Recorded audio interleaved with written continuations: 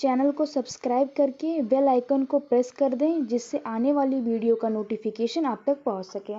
Class 12 exercise 1.1 का question number 11 है कि so that the relation R in the set A of point in the plane given by R equal to P comma Q such that distance of the point P from the origin is same as the distance of the point Q from the origin is an equivalence relation हमें show करना है। Further, so that the set of all points related to a point P not equal to 0,0 is the circle passing through P with origin at the center। तो हमें यहाँ पे solve करते हैं हम। तो पहला हमारा कंडीशन क्या थी, इसको हम लिख लेते हैं। क्या है कि लेट यहाँ पे हम क्या मान लेंगे, हम ओ को ओरिजिन मान लेते हैं। यहाँ पे let O is the origin. तो हम यहाँ पे पहले क्या मान लेते हैं कि let O is the origin. अब इसके बाद हम डायग्राम से इसको समझते हैं। तो यहाँ पे हमें क्या करना है कि distance of the point P from the origin, और हमने ओरिजिन को क्या मान लिया है, जैसे ये हमारा ओरिजिन हो गया, हमने ओरिजिन को माना ओ। ओरिजिन का क्या होता है, 0,0 पे होता है।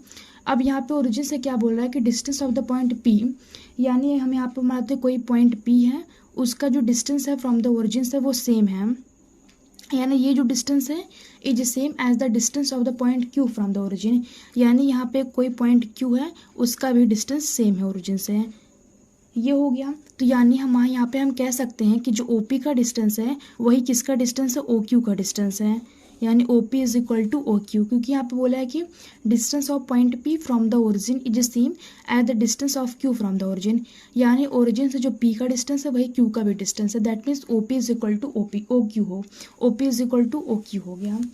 अब यहाँ पे हम मान लेते R1 है, इस R2 है। यहाँ पे हम लिख लेंगे कि ये रिलेशन यहाँ पे है कि relation equal to P comma Q such that, क्या बोल रहा है कि ये दोनों इक्वल हैं, यानी O P is equal to P Q, ये हमारा O P is equal to O Q, ये हमारा रिलेशन हो गया। उसके बाद हम यहाँ पे मान लेंगे कि लेट कर लेंगे कि लेट हमारा जो सेट यहाँ पे हम क्या मानेंगे, हम यहाँ पे कंसीडर कर लेते हैं कि R1, R2 और R3, हम इस सेट को कंसीडर कर लेते हैं। यहाँ पे R1 एक और हम सेट मान लेते हैं R3। अब यही हमारा सेट हमने लेट कर लिया।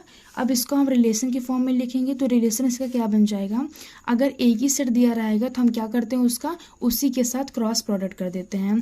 तो R1 का क्या हो जाएगा, एक बार R1 खुद के साथ हो जाएगा R1 R1, उसके बाद फिर R1 R2, फिर उसके बाद हो जाएगा R1 R3, फिर उसके बाद R2 R1, फिर उसके बाद हो जाएगा R2 R2, फिर उसके बाद R2 R3, फिर उसका R3 R1, फिर R3 R2, फिर उसके बाद फिर R3 R3 हो जाएगा। तो ये हमारा रिलेशन बन गया है। अब इसके बाद हम यहाँ पे दिखाना है कि ये रिफ्लेक्सिव इक्विवेलेंस रिलेशन है कि नहीं। तो पहले हम क्या चेक करते हैं कि रिफ्लेक्सिव है कि नहीं। रिफ्लेक्सिव में क्या होता है कि एक्स और वाई की वैल्यू सेम होती है। तो यहाँ पे हम देख लेते हैं R1 R1 belong to the relation है, उसके बाद फिर R2 belong to the relation है, R3 R3 belong to the relation. तो दैट मीन्स यहाँ पे क्या हो जाएगा, ये रिफ्लेक्सिव रिलेशन हो जाएगा, रिफ्लेक्सिव रिलेशन। उसके बाद दूसरे टर्म क्या है, सिमेट्रिक का। तो सिमेट्रिक हम देख लेते हैं, यहाँ पे R1 R2 है, R1 R2, तो यानी R2 R1 भी प्रेजेंट है रिलेशन में, R2 R1 ये भी रिलेशन में प्रेजेंट है, R2 R1, तो यानी बिलोंग टू द रिलेशन। तो यहाँ से ये क्या हो जाएगा, सिमेट्रिक हो जाएगा, सिमेट्रिक रिलेशन। उसके बाद तीसरा क्या होता है, तीसरा है कि ट्रांजिटिव। तो ट्रांजिटिव में क्या होता है, A, B belong to the relation, B, C belong to the relation, then A, C belong to the relation. तो A, B क्या हम ले लेते हैं, यहाँ पे R1 R2 को हम ले लेते हैं, R1 R2 ये रिलेशन से बिलोंग कर रहा है। तो A, B belong to the relation B, C, तो B, C यानी B ये वाला हो गया, और C कौन सा लेते हैं, R3 को हम, ये भी रिलेशन से बिलोंग कर रहा है। तो A, C रिलेशन से बिलोंग करना चाहिए, यानी R1 R3 ये रिलेशन में है, तो हाँ ये रिलेशन में है, तो यहाँ पे हो जाएगा बिलोंग टू द रिलेशन, तो इसका ये क्या हो जाएगा, ट्रांजिटिव रिलेशन हो जाएगा। ये हमारा ट्रांजिटिव रिलेशन हो गया।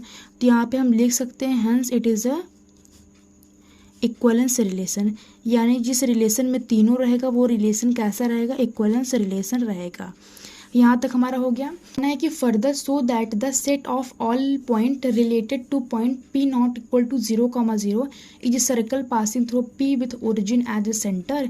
यानी हमें बताना है कि अगर ऐसे बहुत सारे हम पॉइंट ले जैसे पी और क्यू, यानी सबका ओरिजिन से अगर डिस्टेंस सेम रहेगा, तो अगर ऐसे हम पॉइंट लेते जाएंगे ओरिजिन सबका डिस्टेंस सेम रहेगा तो क्या बना लेगा, वो एक सर्कल बना लेगा।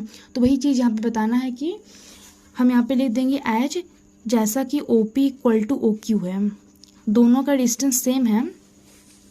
अगर दोनों का डिस्टेंस सेम है तो अगर ऐसे हम और सारे पॉइंट लेते जाएंगे सबका डिस्टेंस यहाँ पे ऐसे सेम रहेगा। अगर हम यहाँ पे O P equal to O Q, यानी अगर हम ऐसे बहुत सारे पॉइंट लेते जाएंगे तो ये क्या बना लेगा, एक सर्कल बना लेगा। और वही हमें बताना है, शो करना है।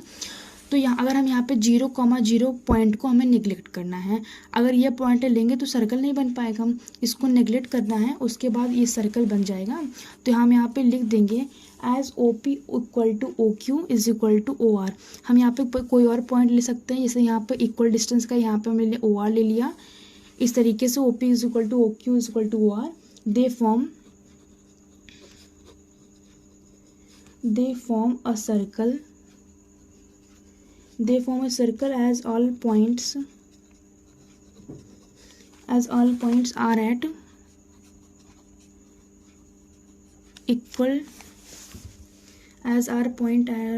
equal distance from origin.